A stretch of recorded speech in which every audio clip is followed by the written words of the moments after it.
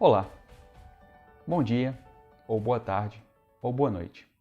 Eu não sei a hora que você vai estar assistindo esse vídeo, mas espero que você esteja tendo um dia abençoado e tranquilo. Pois bem, esse vídeo vai marcar agora o início de uma nova série de estudos históricos aqui no canal, acerca dos pais da igreja. Este é o nome da série. Espero que vocês gostem. E no vídeo de hoje iremos retratar acerca de uma das primeiras pessoas dos primeiros séculos da igreja, que lideraram, que moldaram visões e pensamentos, que enfrentaram heresias e que defenderam a sua fé. E pessoas como essa que iremos retratar hoje aqui, no primeiro episódio, que é Inácio de Antioquia, que nos tem muito a ensinar acerca do martírio, só nos mostram a verdadeira e complexa obra de Deus e Jesus Cristo aqui na Terra. Espero que gostem. Até a próxima. Fiquem com Deus, bem, e aproveitem o vídeo. Se gostou de algo do vídeo, compartilhe, divulgue. Isso ajuda o canal a alcançar mais pessoas. Se gostou da mensagem, se inscreva se não é inscrito. E também curta, para que assim tenhamos um melhor rendimento. Deus te abençoe e até a próxima. Fique com o vídeo agora. Bem, Inácio de Antioquia, ele foi um bispo de Antioquia, né? O próprio nome dele já diz, na província romana da Síria, hoje atual país Assíria, né? Que basicamente acabou sendo preso durante o reinado do imperador romano Trajano. E durante esse caminho que ele foi levado preso, cativo preso até Roma, ele passou pela Ásia Menor, a atual Turquia, passou pela Macedônia, passou por vários lugares, igrejas já bastante conhecidas dos apóstolos, como o apóstolo Paulo, a igreja dos Efésios, os Filadélfios, que é apontado lá em Apocalipse. Pois bem, ele aproveitou e escreveu 7 cartas, e nessas 7 cartas vão dar basicamente um norte do que seria o cristianismo após o século dos apóstolos, ou seja, o cristianismo a partir do século II, depois de Cristo. Mas antes de começar a falar sobre todo o contexto, todo o panorama, o resumo acerca da obra de Inácio de Antioquia, eu gostaria de ler um versículo com vocês, que se encontra lá em Filipenses, no capítulo 1, versículos 12 e versículos 13, que basicamente vão resumir o que Inácio de Antioquia ele pensava e a sua visão de mundo acerca dos seus escritos. Vamos lá. Filipenses, capítulo 1, versículo 12 e versículo 13. Quero ainda, irmãos, cientificar-vos de que as coisas que me aconteceram têm, antes, contribuído para o progresso do Evangelho, de maneira que as minhas cadeias em Cristo se tornaram conhecidas de toda a guarda pretoriana, de todos os demais. Essa carta de Paulo aos Filipenses, né, basicamente vai ser um resumo, um panorama bem básico do que Inácio de Antioquia pensava. Muitos escritores, estudiosos, analistas e tudo mais dos pais da igreja vão dizer que Inácio de Antioquia tem um desejo patológico de morrer, do martírio. Mas antes de a gente prosseguir falando do martírio, que Inácio de Antioquia tanto falava, já que ele foi preso e ia ser levado a Roma, e basicamente o que ele esperava, o próprio pensamento dele já era esse. Eu vou para Roma, então o que me aguarda é a morte. Mas vamos entender primeiro o que é Marte. Marte é uma palavra derivada do grego, do martos, que significava testemunha. Ou seja, basicamente Jesus Cristo, quando fala no Novo Testamento, ele vai se referir aos mártires como testemunhas dele. Mas a Bíblia não vai referir Marte, basicamente o testemunho de Jesus Cristo, relacionando ele com morte, não no Novo Testamento. Só uma vez, que foi no caso de Estevão, né? Começa aí com o caso de Estevão e depois vai falando acerca das testemunhas, né, que vão morrer por Cristo, os galardões que quem vai morrer por Cristo vai receber. Mas vamos entender agora o contexto que se referia. Bem, Inácio de Antioquia, ele basicamente escreveu nessas suas cartas acerca da unidade da igreja, ele escreveu acerca de combater heresias, e escreveu acerca de defenderem a sua fé, convocando as pessoas para o mártir. Mas não dessa maneira que vocês estão pensando, não convocando para se sacrificar. Ele vai ter um certo apologia a isso, mas não vamos entrar nisso agora. Bem, qual era a principal heresia que Inácio estava enfrentando naquele tempo nas igrejas, principalmente de Esmirna?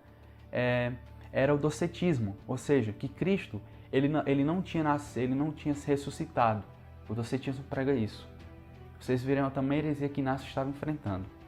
Mas vamos continuar. Inácio, ele enfrentava um contexto bastante conturbado. Vocês percebem que a perseguição aos cristãos começaram com os judeus.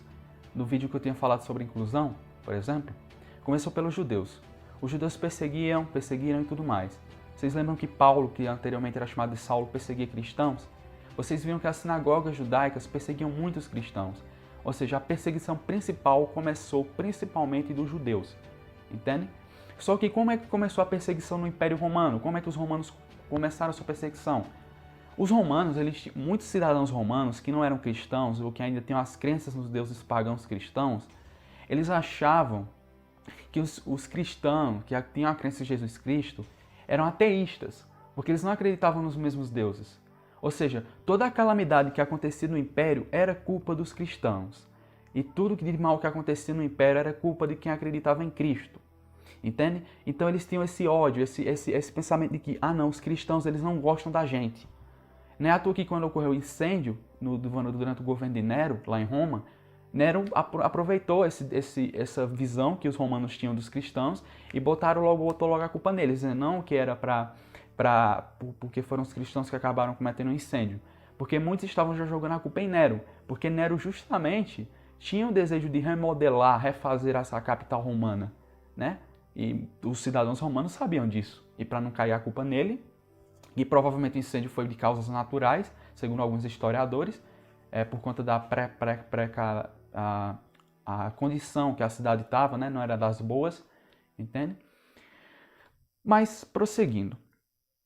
O martírio, que basicamente é a morte, para Inácio, que já era certa, basicamente dava um certo alívio para ele. Mas por quê? Porque o mártir para Inácio ensinava bastante propostas. Ele convidava Inácio a renunciar às paixões do mundo, a renunciar o desejo da carne, entende? Para Inácio, ele estava sendo um discípulo de Jesus Cristo e o seu martírio ia combater diretamente o docetismo, entende? Ia combater diretamente, porque se Cristo não sofreu na cruz, de que adiantava ele estar sofrendo as chagas que ele ia sofrer se ele ia morrer? Então, nas suas cartas existe muito isso, entende? Então, ele via o martírio como uma forma de abandonar as paixões mundanas. Ele estava se entregando totalmente a Deus. Estava se entregando totalmente a Jesus Cristo. E uma forma de combater a heresias como o docetismo, o montanismo, entende? Então, Inácio, ele basicamente vai pregar isso também como o martírio como um dom do Espírito Santo. Eu sei que isso pode ser uma ideia pouco montanhista, mas lá em 1 Coríntios, no capítulo 13, de 1 a 3, fala que, principalmente no versículo 3, que se entregar o corpo ao fogo, né? Ou seja, ao martírio e tudo mais, se relacionando com isso. Mas não estou dizendo que o martírio seja um dom espiritual, né? Muitos se relacionam, muitos pesquisadores lendo esse texto, eles acabam assimilando com o martírio, entende? Então, para Inácio, o martírio também era tipo um dom espiritual, que o Espírito Santo dava, que o Espírito Santo derramou acima dele para tirar os desejos carnais, as paixões do mundo, para ser entregue totalmente a Deus, entende? Eu não estou dizendo para você querer dar a sua vida assim ao léu. Não é isso. Eu só estou mostrando esse exemplo justamente para a gente ver o quão importante, o quão sério e responsável é a gente acordar para perceber as perseguições que estão acontecendo neste momento no mundo. Cristãos morrendo pela sua fé. Eu estou trazendo essa série justamente para mostrar, fazer com que nós abrimos os olhos, possamos abrir os olhos para ver que a fé é algo muito sério e responsável. Ter fé em Jesus Cristo, ser servo de Jesus Cristo é uma coisa muito séria e responsável. Entende? Outra coisa, acerca do discípulo, né? Inácio, ele tinha muito isso, né? De que se ele estava sofrendo era por Jesus Cristo, era para ser discípulo de Jesus Cristo. E se Jesus não sofreu de verdade, não valia a pena ele fazer aquilo. Inácio, durante o caminho que ele estava indo, ele nunca falou do império, como o império era para ele, mas ele falou o seguinte dos soldados romanos que acompanharam ele, que eram cerca de 10, que eles eram como leopardos selvagens, entende? Eles não eram, provavelmente eles não eram muito empáticos ou eram como soldados mesmo antigos, sabe? Que tem aquela coisa de guerreiro, sabe? Que aquele estado masculino de botar ordem, se sobrepor, entende? Eu acho que era muito isso antigamente, sabe? Pela minha visão, eu não me aprofundei muito. Mas ele era como leopardos selvagens. Mas aí você já tem uma ideia do que Inácio estava enfrentando, entende? Então, pessoal, todo esse desejo de Inácio pela morte, basicamente ele vai encorajar, levar, dizer para os seus ouvintes, né, suas cartas escritas para as pessoas que iriam receber as cartas, para as igrejas de Esmirna, Filadélfia, a igreja em Roma. Ele fala muito disso, acerca da unidade da igreja, que nós devemos estar sempre unidos na fé, lutar contra as heresias, entendem? Lutar contra as heresias, que sempre vão aparecer. Hoje em dia nós estamos lutando com heresias também, disfarçadas, mas que já estão dentro da igreja. E nós temos também que lembrar de saber, levar a sério, respeitar e acordar para o sofrimento dos cristãos que estão em torno do mundo, que estão sendo mortos por conta da sua fé. E Inácio deixa bem claro que morrer pela sua fé também é um ato muito complexo de se entender, que tem muita teologia por trás disso, e que provavelmente Inácio foi entregue aos leões, né, no Império Romano lá. Os historiadores não sabem muito bem o certo, porque tem meio que uma névoa acerca disso, mas provavelmente ele foi entregue aos leões. Pois bem, pessoal, esse foi o vídeo de hoje, no início da nossa série. Espero que vocês tenham gostado. No próximo vídeo falaremos sobre a carta a Diogneto, e depois vamos ver mais acerca de outros pais da igreja, de outras pessoas e eventos que aconteceram ao torno da história, que podem nos ajudar a ter um pouco mais de fé e entender um pouco mais o que é o cristianismo. Espero que vocês tenham gostado.